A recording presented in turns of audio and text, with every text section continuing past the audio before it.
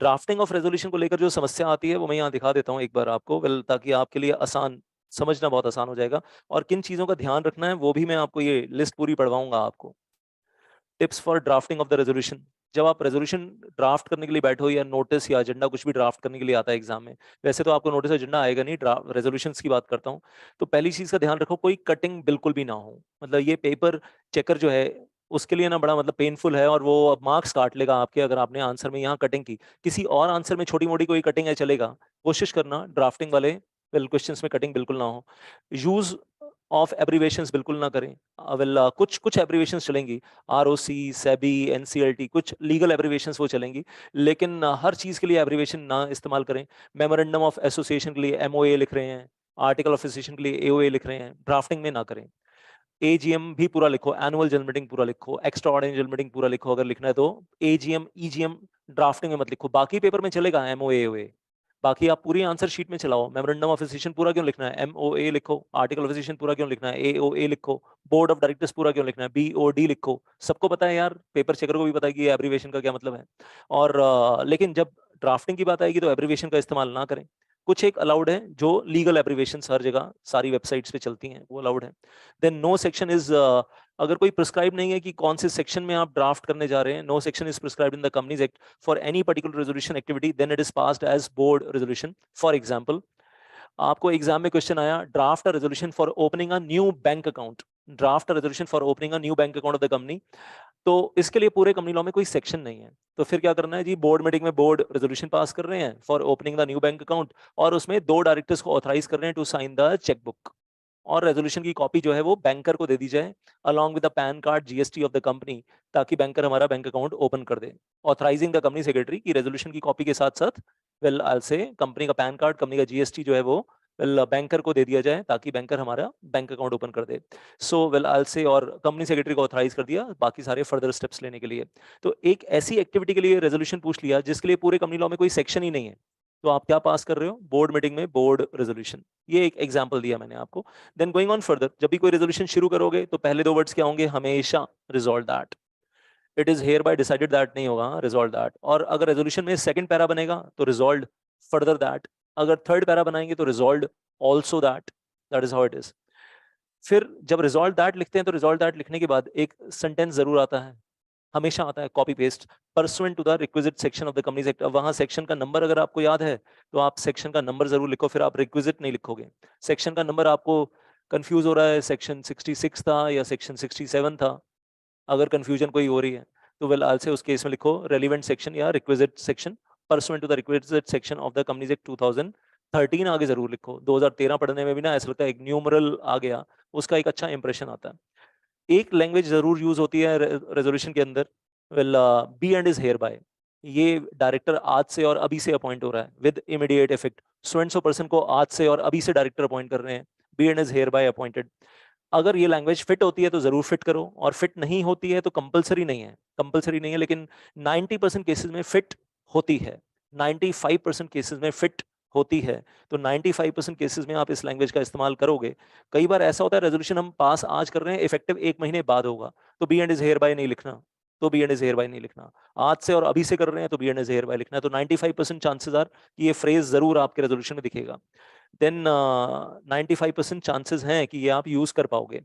उसके अलावा कुछ चीजें और हैं जो आपको रेजोल्यूशन में लिखनी होती हैं, कि हम सो एंड सो एक्टिविटी करने जा रहे हैं, क्या हमारे पास आर्टिकल्स में पावर है।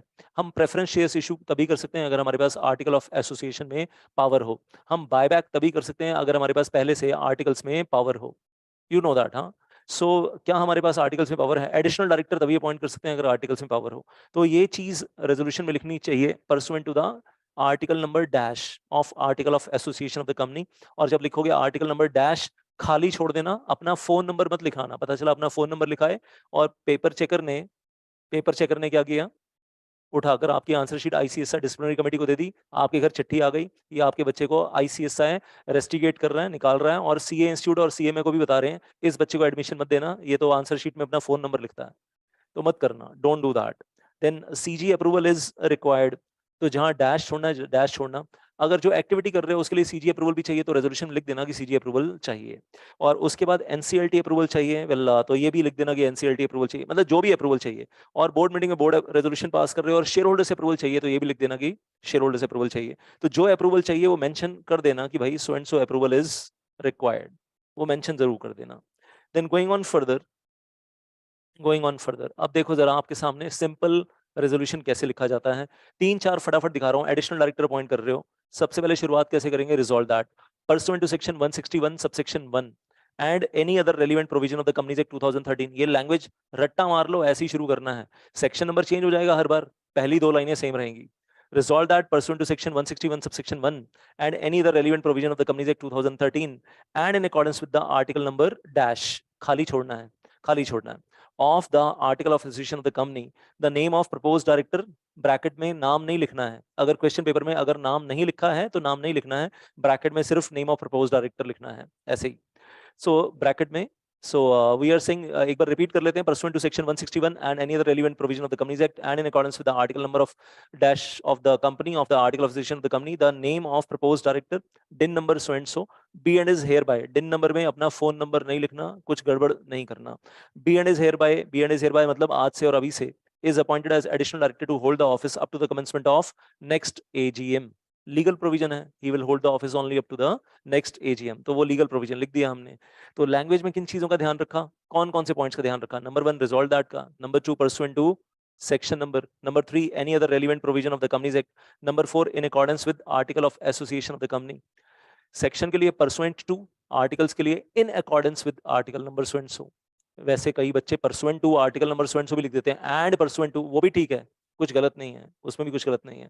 नंबर 5 आप डायरेक्टर का नाम और उसका डिन नंबर लिख रहे हो। नंबर 6 आप बी एंड इज हेयर बाय लिख रहे हो। नंबर 7 आपने लीगल प्रोविजन बता दिया, he is appointed as additional director of the company to hold the office up to the commencement of next AGM. 7 चीजों का ध्यान रखा है इस एक रेजोल्यूशन में, 7 पॉइंट्स का ध्यान रखा है, कुछ मिस नहीं करना। कुछ मिस करोगे तो पेपर चेकर नाराज हो जाएगा फिर। और इंटरव्यू के टाइम पे आपको कहेंगे रेजोल्यूशन लिख दो। इंटरव्यू के टाइम पे, जब आप ट्रेनिंग के लिए जाओगे इंटरव्यू के लिए, जब आप जॉब इंटरव्यू के लिए जाओगे सीएस क्वालिफाई होने के बाद, तो भी कहेंगे ये 2 रेजोल्यूशन जरा लिख कर दिखाओ, सो एंड सो टॉपिक पे लिख पाते हो या नहीं लिख पाते हो, इंटरव्यू में हो जाता है। तो सिर्फ एग्जाम की बात नहीं हो रही है, जॉब इंटरव्यू ट्रेनिंग इंटरव्यू में भी लिखवा लेते हैं। प्लस अब जरा ध्यान से सुनो, इसमें 1-2 चीजें जो आपको और बताने जा रहा हूँ। अगर मान लो एडिशनल डायरेक्टर अपॉइंट करने के लिए सीजी अप्रूवल चाहिए होता, तो जहां पर आपने ये लिखा है ना इन accordance with article of association of the company, उसके बाद और डायरेक्टर का नाम आने से पहले बीच में यहाँ लिखते subject to the approval of central government, या अगर शेयर होल्डर्स अप्रूवल चाहिए होता तो subject to the approval of shareholders in the general meeting, या फिर अगर एनसीएलटी अप्रूवल चाहिए होता तो यहाँ पर लिखते subject to the approval of NCLT. मतलब आर्टिकल ऑफ एसोसिएशन रेफर करने के बाद और वो डायरेक्टर का नाम लिखने से पहले, रेजोल्यूशन की शुरुआत से पहले, यहाँ पर बीच में यहाँ पर वो सीजी अप्रूवल आएगा, या यहाँ पर you are understanding what I am trying to से।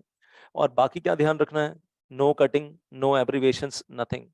इसमें एक चीज और ऐड कर सकते हो आप नीचे, resolve that company secretary resolved further that company secretary is authorized to file form dir 12 of the newly appointed director to the ROC and to make the suitable entries in the register of directors। तो इसी में second para एक नया add कर लो, resolved further that company secretary is authorized to file dir 12 to the ROC and make the entries in the register of directors and take any other suitable action and any other relevant steps and to take further relevant steps। तो वो लिख दो साथ में, उसके mention कर दो।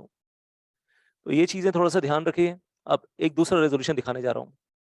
We are resolution for converting the public company into the private company। Resolution for converting the public company into private company resolve that pursuant to section 13, section 14 जो आर्टिकल्स और मेमोरेंडम को ऑल्टर करने के लिए होते हैं, एंड सेक्शन 18 में जिसमें लिखा है any kind of company can be converted into any kind of company. तो resolved that pursuant to section 13, 14 and 18 of the Companies Act 2013 and any other relevant provision of the Companies Act and subject to the approval of regional director। RD approval चाहिए होता है for converting the public company into the private company. तो वैसे law में लिखा है CG approval powers are delegated to RD, तो RD approval चाहिए होता है, तो इसलिए ये लैंग्वेज आ गई, and subject to the approval of regional director.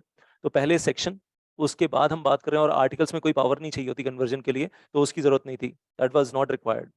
So and subject to the approval of the RD, the articles of the here company is hereby amended to insert 3 restrictions as per section two clause 68 public को private बना रहे हैं तो 3 restrictions insert करेंगे and to delete those provisions from the articles which are inconsistent with section 2 clause 68 तो एक तो section 2 clause 68 को ऐड करना है प्लस आर्टिकल्स में से उन प्रोविजंस को हटाना भी है जो प्रोविजंस आर्टिकल्स के साथ वो 3 रिस्ट्रिक्शंस के साथ कॉन्ट्राडिक्टरी हैं फॉर एग्जांपल पब्लिक कंपनी के आर्टिकल्स में पब्लिक इश्यू ऑफ शेयर्स को लेकर कुछ पहले से था तो पब्लिक इश्यू ऑफ शेयर्स को आर्टिकल्स में से हटाना पड़ेगा क्योंकि अब तो प्राइवेट कंपनी बना रहे हो और प्राइवेट कंपनी तो पब्लिक इशू कर नहीं सकती है दैट इज हियर तो इस तरीके से रेजोल्यूशन लिखें और साथ में अभी खत्म नहीं हुई ये कहानी साथ में क्या आएगा resolve further that second para resolved further that the name of the company shall be altered by adding the word private in the name of the company अभी तक ABC limited था अब ABC private limited हो जाएगा तो resolved further that the name of the company shall be altered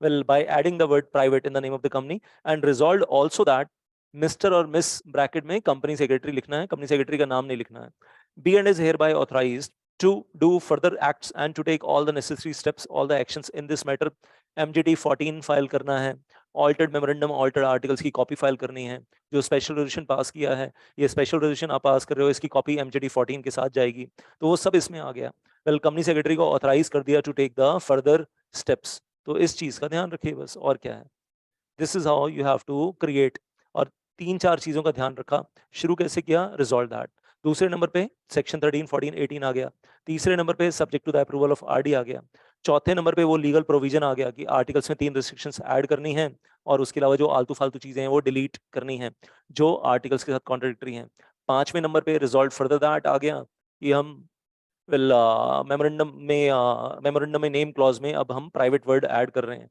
और छठे number पे कंपनी सेक्रेटरी को ऑथराइज कर दिया to take the further steps in the matter तो resolved further that resolved also that 3 paras में बनाया आपने तो first para resolved that second para resolved further that third para resolved also that give me a thumbs up समझ में आ रहा है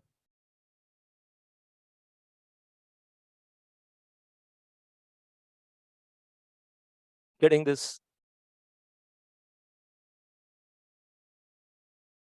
रेजोल्यूशन हाँ ड्राफ्टिंग ऑफ रेजोल्यूशन देखे ना ask in the SUB also क्योंकि एसयूबी में भी कंपनी लॉ वाला पार्ट है ना तो वहां पर भी आ सकता है तो उधर भी आ सकता है और इधर भी आ सकता है दोनों में आ सकता है बिल्कुल आ सकता है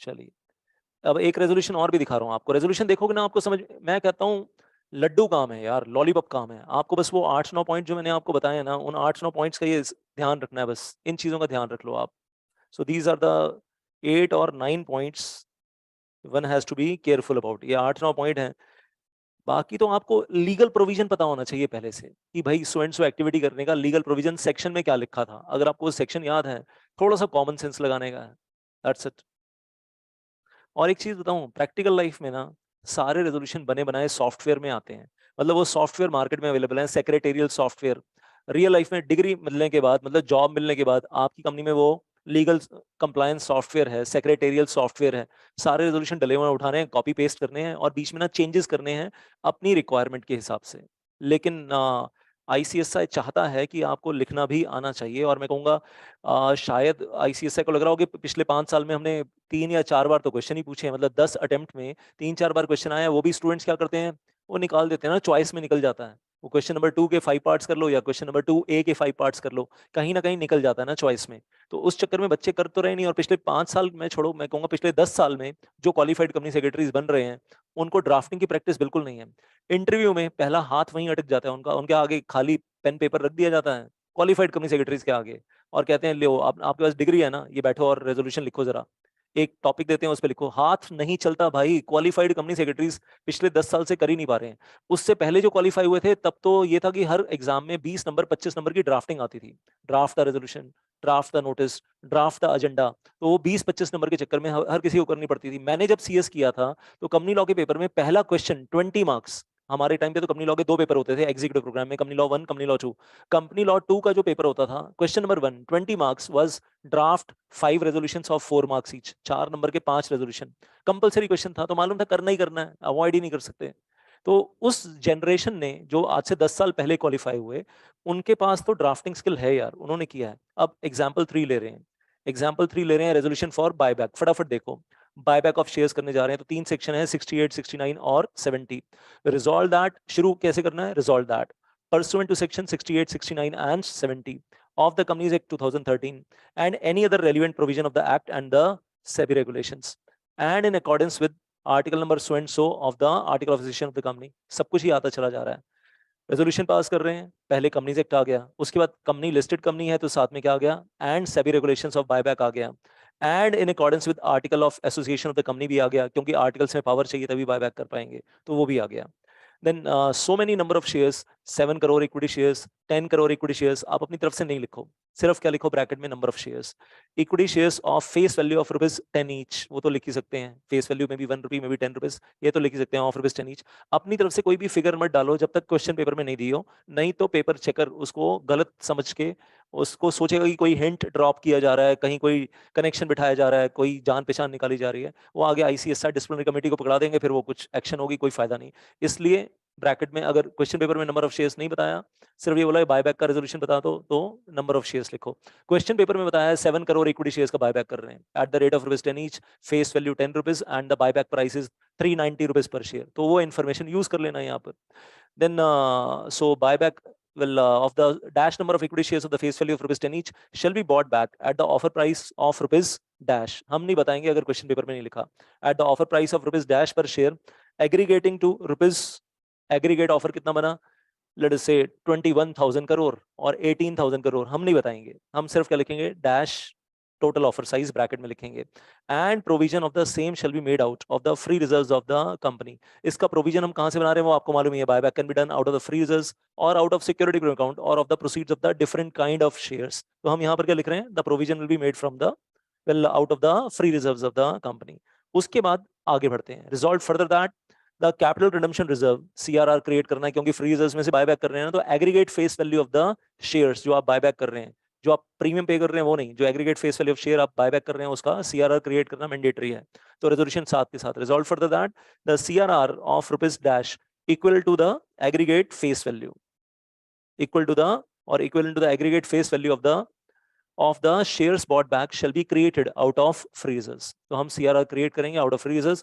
And third para, resolved also that the board of directors hereby are authorized to prepare and submit the declaration of solvency to the ROC and to the SEBI, and are also authorized to take any further steps in the matter। तो board of directors को authorise कर दो या company secretary को authorise कर दो तो भी चलेगा।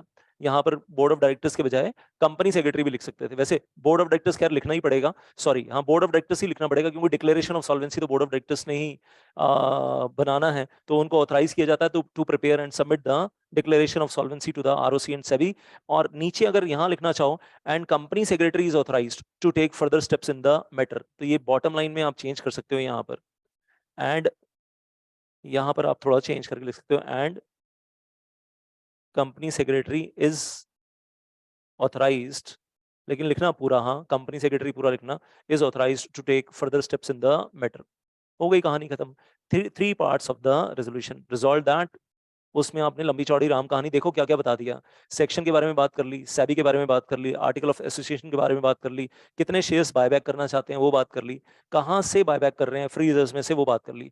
5 चीजें आ गई आपकी मेन रेजोल्यूशन में, सेक्शन नंबर भी आ गया, सेबी रेगुलेशन का रेफरेंस आ गया, आर्टिकल्स का रेफरेंस आ गया, वेल नंबर ऑफ शेयर्स जो बायबैक करना चाह रहे हैं और कितना प्राइस पे करना चाह रहे हैं, एग्रीगेट टोटल ऑफर साइज कितना है, नंबर 4 वो आ गया, नंबर 5 बायबैक का सोर्स वो भी आ गया, सारी चीजें बता दी आपने। और फिर जो ये 5 आइटम्स ऊपर हो गई, उसके बाद जो छठी चीज है वो आपने नीचे रिजॉल्व फर्दर दैट में कवर कर ली, CRR क्रिएट कर रहे हैं।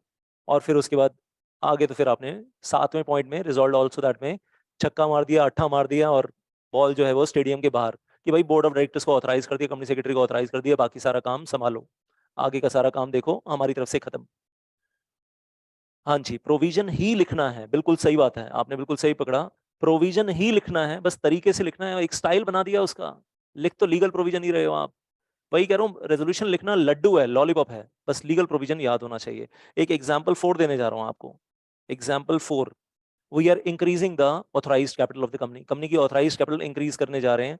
Well, और कौन सा सेक्शन है? Section 61 subsection 1 clause A, we are increasing the ordinary resolution pass कर रहे हैं, आर्टिकल्स में पावर होनी चाहिए, ऑर्डिनरी रेजोल्यूशन पास कर रहे हैं। सेक्शन 61 सबसेक्शन 1 में लिखा है alteration of share capital, alteration of share capital में आपके पास सबसे पहले कंपनी के आर्टिकल्स में पावर होनी चाहिए कि कंपनी अपनी शेयर कैपिटल ऑल्टर कर सकती है। नंबर 2, आपको ऑर्डिनरी रेजोल्यूशन पास करना है और फॉर्म SH7 फाइल करना है टू द ROC। MJT 14 नहीं जाएगा।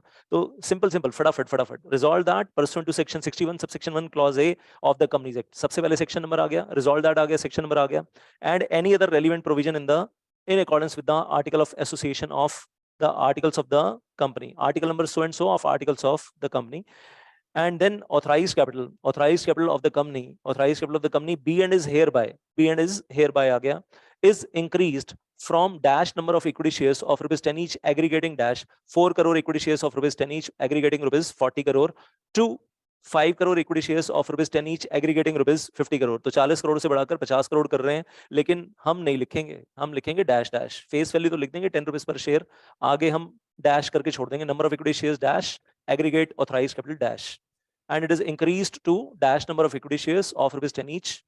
हम फिगर्स नहीं लिखेंगे। हो सकता है क्वेश्चन पेपर में पहले से बताया हो कि आप ऑथराइज कैपिटल इंक्रीज कर रहे हो from rupees 40 crore to 50 crore and 4 crore equity shares to 5 crore equity shares, तो आप वो इन्फॉर्मेशन यूज कर लेना। पहले से नहीं दिया हुआ तो डैश डैश, समझ में आ गया आपको। And the memorandum of association of the company be altered accordingly, ये तो लिखना है ना, क्योंकि ऑथराइज कैपिटल इंक्रीज कर रहे हैं तो कैपिटल क्लॉज विल वो तो चेंज होगा। Memorandum of association shall be altered accordingly. उसके बाद सेकंड पैरा में आ जाओ, रिजॉल्व फर्दर दैट। तो आपका काम हो गया, आर्टिकल्स में पावर होनी चाहिए तो उसके उसके बिना चलेंगे नहीं। Resolve further that the copy of altered memorandum along with the relevant documents shall be filed to the ROC and to the concerned stock exchanges also if company is listed company। और ये जो relevant document है, ये कौन सा document है? Basically form SH7 जाता है, for and on behalf of board of directors sign by the company secretary. खैर एग्जाम में आप ये वाला काम नहीं करना, अगर नोटिस में डलवाते हैं तो ये होता है ये सब कुछ। एग्जाम में आपको ये साइनिंग वाइनिंग नहीं करनी, एग्जाम में तो आपकी कहानी यहीं खत्म हो जाएगी, द कंसर्न्ड स्टॉक एक्सचेंज पे आपकी कहानी यहाँ खत्म हो जाती है। तो ये वाला काम आपको एग्जाम में नहीं करना ये। तो फिर से कहूंगा, रेजोल्यूशन 3 पार्ट्स में, वेल 2 पार्ट्स में बनाया हमने, resolve that, resolve further that. First part, second part. First part में लीगल प्रोविजन, सेकंड पार्ट में and that is well further that करके कंपनी सेक्रेटरी डायरेक्टर को ऑथराइज कर दो to take the further steps. कहानी खत्म, आगे की कहानी वो अपने आप संभालते रहेंगे। अब मुझे एक चीज बताना, आप एग्जाम में गए, आपको आया कि एक रेजोल्यूशन ड्राफ्ट करो। एग्जाम में क्वेश्चन आया रेजोल्यूशन ड्राफ्ट करो, ड्राफ्ट द रेजोल्यूशन। आपको ये याद नहीं आ रहा कि सो एंड सो एक्टिविटी के लिए ना आर्टिकल ऑफ एसोसिएशन में पहले से पावर चाहिए थी या नहीं चाहिए थी। For example, if your company wants to issue the equity shares at premium, आपकी कंपनी क्या इशू करना चाहती है? Your company wants to issue the equity shares at premium. आप सोच रहे हो एग्जाम में कि सेक्शन 52 था, securities premium account, issue of security at premium, पता नहीं उसमें आर्टिकल्स में पावर चाहिए थी नहीं चाहिए थी, याद नहीं आ रहा। तो फिर ड्राफ्ट करना है रेजोल्यूशन, हाँ जी, उसमें लिखें या नहीं लिखें कि परसुएंट टू और इन accordance with article number so and so of the company, लिखें या नहीं लिखें? Article number dash of the company, yes और नो? यस और नो बताओ। ड्राफ्टिंग ऑफ रेजोल्यूशन कर रहे हो, कंफ्यूजन कहां पर है?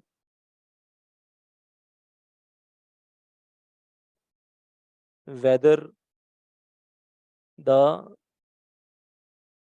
Power in AOA is required for the activity given in question paper, जिसका रेजोल्यूशन आपसे ड्राफ्ट करवा रहे हैं। In the drafting of resolution ये प्रॉब्लम आ रही है, तो रेजोल्यूशन में लिखें इन accordance with the article number so and so. Answer is yes, हमेशा लिखो, हमेशा लिखो। आंखें बंद करके एक रूल बना लो, चाहे आपको है ना ड्राफ्ट रेजोल्यूशन फॉर एक्टिविटी ए और एक्टिविटी बी और एक्टिविटी सी और डी और ई और एफ, फलाना ढिमकाना कुछ भी, आंसर में आपको जरूर ड्राफ्टिंग में लिखना ही लिखना है इन accordance with article number dash of article of association of the company. अब दो बातें हो सकती हैं, ध्यान से सुनना। हो सकता है कि लीगल रिक्वायरमेंट थी कि आपको पर्टिकुलर लीगल एक्टिविटी करने के लिए आपको पहले से आर्टिकल्स में पावर है तो आप कर पाओगे, नहीं तो नहीं कर पाओगे। अगर वो लीगल रिक्वायरमेंट थी सेक्शन में तो आपने वो लीगल रिक्वायरमेंट फुलफिल कर दी, आपने रेजोल्यूशन में लिख दिया इन accordance with article number dash of article of association of the company. Clear? Section number भी लिख दिया और परसुएंट टू सेक्शन नंबर भी लिख दिया और इन accordance with the article number dash भी लिख दिया। On the other hand situation 2, मान लो कि उस पर्टिकुलर एक्टिविटी के लिए आर्टिकल ऑफ एसोसिएशन में पहले से पावर होना जरूरी नहीं है। लॉ मेकर कहता है कि आर्टिकल्स में पावर नहीं है तो भी आप वो एक्टिविटी कर सकते हो। Issue of shares at premium करने के लिए आर्टिकल्स में कोई पावर नहीं चाहिए, पहले से नहीं चाहिए, सेक्शन 52 में नहीं है। नहीं है भाई, नहीं है। लेकिन हमें तो याद नहीं आ रहा एग्जाम में, तो भी मैं कहूंगा टेंशन ही नहीं है, आपको रेजोल्यूशन के अंदर लिखना ही लिखना है इन accordance with article number dash of article of association of the company. अरे भाई, एक चीज सोच के देखो, मेरी कंपनी है, मैं कंपनी सेक्रेटरी हूँ, मेरे कंपनी के आर्टिकल्स में उस एक्टिविटी के लिए कुछ पहले से मेंशन है, आर्टिकल नंबर 78 या आर्टिकल नंबर 82 में कुछ पहले से मेंशन है, और अगर मैंने वो लिख दिया तो कोई बुरा कर दिया article number dash of article of association of the company. Legal requirement कोई नहीं है कि आर्टिकल्स में पहले से पावर होनी चाहिए, लेकिन मेरी कंपनी के आर्टिकल्स में पहले से उस एक्टिविटी के लिए अगर कोई मतलब प्रोविजन बना रखा है और हम उस प्रोविजन को फॉलो कर रहे हैं, तो हम कोई गलत कर रहे हैं? कुछ गलत नहीं कर रहे, सही कर रहे हैं। तो आपकी लाइफ तो बड़ी आसान है। आपको तो अपने आंसर में हमेशा हमेशा हमेशा ड्राफ्टिंग में लिखना ही लिखना है। अगर आपसे 4 रेजोल्यूशन भी ड्राफ्ट करने के लिए आ जाए ना एग्जाम में, आपको चारों में लिखना ही लिखना है इन accordance with the article number dash of article of association of the company. एक तो आंसर की लेंथ बढ़ेगी, एक तो आंसर की लेंथ बढ़ेगी। दूसरा, अगर लीगल रिक्वायरमेंट होगी उस सेक्शन में, आर्टिकल्स में पावर पावर चाहिए पहले से, जैसे कि सेक्शन 61 में भी है, जैसे कि सेक्शन 68 में भी है, तो अगर पावर चाहिए पहले से तो वो आपने लीगल रिक्वायरमेंट फुलफिल कर दी। और अगर पावर नहीं चाहिए तो अरे भाई, हमने कुछ एक्स्ट्रा ही लिखा है क्योंकि हमारे आर्टिकल्स में वो रिक्वायरमेंट है, हमारी अपनी कंपनी के आर्टिकल्स में। तो आपका आंसर गलत तो है ही नहीं। आपने ओवर कंप्लायंस ऑफ लॉ किया है, आपने अंडर कंप्लायंस ऑफ लॉ नहीं किया है, आपने ओवर कंप्लायंस किया है। इसलिए आपके आंसर में आपकी पहली 4 लाइनें तो फिक्स हो गई यार। रिजॉल्व दैट में, resolve that pursuant to section number of dash dash dash of the Companies Act 2013 and in accordance with the article number dash of article of association of the company। उसके बाद आगे की गाड़ी तो फिर बाद में चलेगी। इतना तो हमने धक्का मार ही दिया ना, 4 लाइनें तो हमने पहले ही लिख दी। हाँ जी, we are following the stringent provision of our article of association. बिल्कुल सही बात है। तो उसमें पेपर्स चेकर को क्या तकलीफ है? उसमें किसी को कोई तकलीफ नहीं है भाई। वो हमने अपना काम अपने तरीके से कर लिया पहले, तो दिक्कत क्या है किसी को? I hope got that. Simple है ना? तो ये सारी बातें समझ में आ गई हैं आपको।